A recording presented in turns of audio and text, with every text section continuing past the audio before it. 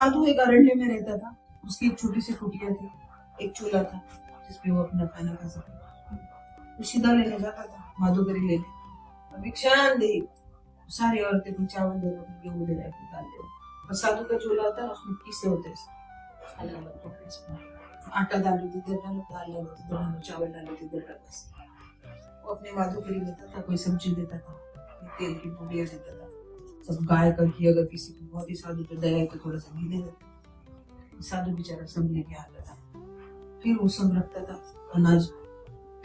फिर 1 किलोमीटर चल के नदी पे जाता था, 1-2 किलोमीटर। फिर वहां से घड़े में, आगे घड़े होते थे, पानी ले जाता था। खाना कैसे बनाएगा, ताजा ताजा पानी लेके आता था। फिर अपने भगवान को धोया, उसका पूजन वूजन सब कर दिया। फिर जाके पानी लाया खुद के लिए, फिर पानी लाया, रख दिया। तो जब भी वो पानी भरने जाता था तो गांव की औरत सोचती थी एक साधु के इतना क्या करेगा, लोग कुछ ज्यादा ही भर भर के धीरे से उसकी कुटिया में जाते थे, अपना चावल चुनी कर थोड़ी गेहूं निकाल लिया, थोड़ा तेल निकाल लिया, चले गए। अब होता ऐसा था कि जो साधु था वो थोड़े चावल जब पानी लेने जाता था तो मछलियों को डाल देता था ताकि पानी में मछलियां गर्म हो जाए। थोड़े वो अनाज डालता था पक्षियों को ताकि पक्षियों की चोंच में न जाए। थोड़ा खाना ज्यादा बनाता था ताकि कुत्ते, साधुओं के पास हमेशा कुत्ते रहते हैं, भैरव उनके साथ ही रहते हैं। भगवान को भी भोग लगाता था और कोई दूसरे साधु गुजर रहे होंगे उनको भी अन्न देता था। और ऐसे करके वो जो भोग मांग के लाता था, जो भिक्षा उसको लोग देते थे, उससे इतने लोगों को वो संभालता था। अब ये औरतों को लगता था साधु के पास एक आदमी है, कितना भिक्षा तो देनी है, उनको उस थोड़ी थोड़ी भिक्षा उठा। साधु ने गांव में जाके बोलना शुरू कर कि भिक्षाम देही, जितना यथाशक्ति दे। फिर आज ज्यादा आने लगा, यथाशक्ति सब अपनी शक्ति दिखाने लगे। जिसने 1 कटोरी दी, मैं 2 कटोरी दी, 2 कटोरी दी, मैं 3 कटोरी देता। अब इनके घर और भरने लगे। इनको लगा कि भाई साधु की वजह से तो हमारे पास 2 रोटी मिलती थी, 4 मिल गई, तो आज 4 में चोरी कर लेते और साधु की भिक्षा ले जा रहे थे। अब जाने के बाद धीरे धीरे ऐसा हो गया कि साधु थोड़ा सा थक गया। साधु को समझ में आ रहा था चोरी हो रही, ये भी देख रहा था मेरी भिक्षा में से भी कोई लेके जा रहा है।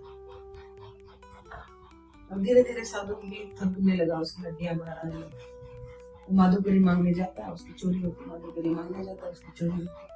और फिर धीरे धीरे उसका भंडार खत्म हो जाएगा, क्योंकि कभी कभी माधुकरी मिलती भी नहीं थी, वो मिल जाती थी, बट उसका भंडार जो भर के रखता था वो ही खाली होने लग गया।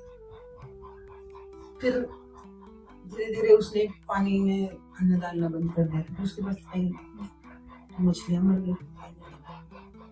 फिर इधर कुत्ते बेचारे गांव के लिए रक्षा करते थे, भौंकते थे, गांव में कोई आया तो कुत्तों ने भौंकना बंद कर दिया। रोटी नहीं मिल रही थी, रोटी की तलाश में चले गए।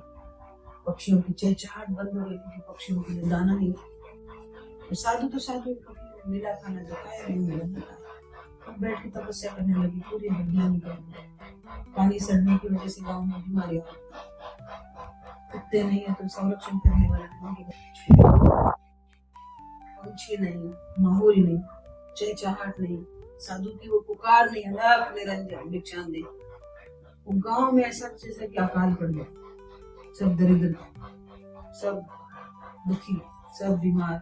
जो कुछ संसाधन धन संचय किया था वैद्य की जेब में डाल डाल के अपने जान बचा रहे थे।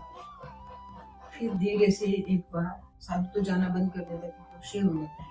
गाँव की सारी औरतें जमा हो जाती, तो बाबा पाते ही नहीं। जब से आपने आना बंद कर दिया, हमारे गांव में सब भूख मरी, देखो बच्चे बीमार हो गए, ना कुत्ते हमारा संरक्षण करें, ना वो चिड़िया है दिखती। ऐसे लग रहा है जैसे पूरा माहौल ही बदल गया। तो साधु फिर हंस देता है, कहता है मैं इसलिए नहीं आ रहा था क्योंकि अभी तक मैं बहुत से लोगों को उनका प्रारब्ध का खा रहे थे, अब मैं उनका प्रारब्ध जमाते जमाते थक गया। जब दोनों महिलाएं आती है, के पैर में पड़ते हैं, माफी मांगते, गुरु हमने बहुत बड़ा दुख आपकी भिक्षा से उठा के दूसरों को और खा रहे थे, हमें ये नहीं करना चाहिए। बस एक बार भिक्षा मांगने हमारे गाँव आ जाए, यथाशक्ति दे दे। फिर निकल पड़ता है बेचारा, इसको बूढ़ा हो चुका है, भिक्षा दे, सब देते हैं। फिर पानी में जाता है, बची हुई मछलियों के लिए अन्न डालता है, वो मछलियां तैरती तैरती तैरती तैर जाती है, पानी में भी फ्लो आ जाता है, पानी बहने लगता है, गंदगी साफ होने लगती है। चिड़ियों को दाना डाल देते, चिड़ियों को भी समझ में आ गया कि बाप रे गुरु महाराज दाना डाल देते, अब चा चा चा चा करके चिड़िया आ जाती। कुत्तों को भी रोटी खाना जैसे सुगंध आने लगी, कुत्तों को भी समझ में आ गया महाराज ने खाना बनाया, कुत्ते भी आ गए, उनको भी खिला दिया, और माहौल फिर से वैसा ही हो गया जैसा था। पानी साफ हुआ, कुत्ते भौंकने लगे, चिड़ियाएं चींचाने लगे, महाराज के भोग का स्वाद, उसकी खुशबू आते ही लोग अपना उपवास तोड़ने लगे। अरे महाराज जी खाना खाएंगे, आप लोग भी भोग लेंगे, क्योंकि भिक्षा खा रहे तो भिक्षा क्या तुम खाओगे। ऐसे करके गाँव का पूरा माहौल यथावत हो गया। कहानी का सार ये है कि कोई साधु को भिक्षा दे देता है, उस भिक्षा को उठा के मंदिर में भोग नहीं लगता, उस साधु की भिक्षा है। जो भिक्षा चोरी करता है, भिक्षा उठा लेता है और भिक्षा बांट देता है, वहां पे दरिद्रता ही है।